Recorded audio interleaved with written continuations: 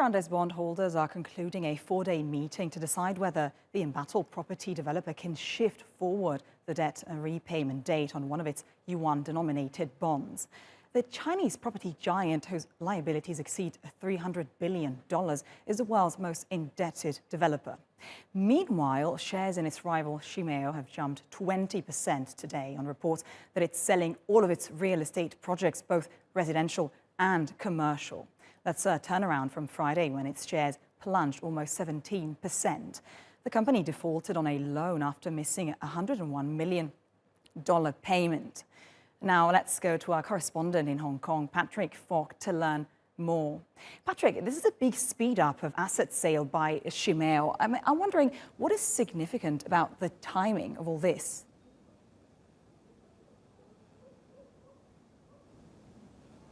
Yeah, well, it really underscores just how cash-strapped Shimao is and how much of a rush it is in to raise funds. One of the problems, though, as ratings firm S&P Global has noted, is that prepayments funds that are raised from property sales, they're very tightly supervised in China, so that means that property developers have to hang on to a large proportion of the money that is raised from pre-sales of property, and only a limited amount of that can actually be used for repayment of debts. And as you mentioned just a moment ago, S&P also said that without the government stepping in with any sort of meaningful policy easing, we're likely to see more debt risk in the first quarter of this year. So Shimao could be making a calculated move there to act now rather than later in case things potentially get any worse. The other thing is that a lot of these property companies also have debt obligations to meet before the Lunar New Year. You know, customarily, traditionally in China, you settle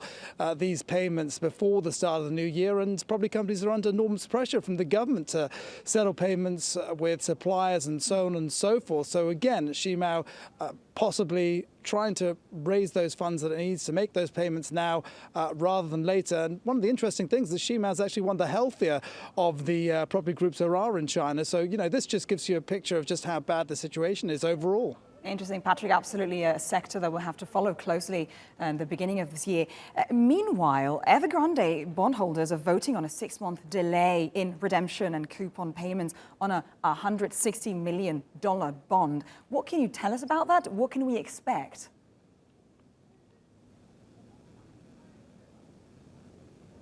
Yeah, that's right. Evergrande held a meeting with investors over the weekend, and they are having a few days to vote on a number of proposals. The main proposal is the one that you just mentioned. They're asking for the deferment of redemption and coupon payments on a $160 million bond from January 8th to July 8th. Now, it's interesting in particular because Evergrande hasn't missed any onshore bond payments so far. If voters turned it down, that would be another bad sort of turn for the company, but it is expected to pass. And what's notable about that is that, you know, it's in stark contrast with Evergrande's treatment of offshore bondholders.